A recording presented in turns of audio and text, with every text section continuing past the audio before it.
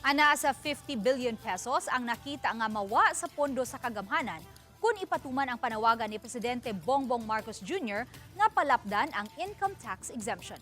Para mapunan ang mawa nga pondo, adunay gisugyot ang magbabalaod nga patasan ang buhis sa vape, ilimnon, heated tobacco ug ang single-use plastic.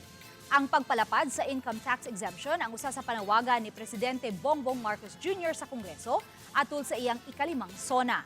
Sa kasamtangan, ang nanagsweldo og 250,000 pesos ang adunay tax exemption.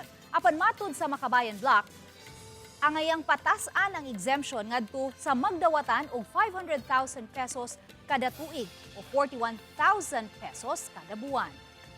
Kailangan ito dahil nga itong hinaing ng lower and middle income earners na kapag krisis may ayuda para sa mga mahirap, pero yung mga mababa ang kita, lalong bumababa because of inflation, pero wala namang relief na nakukuha mula sa gobyerno.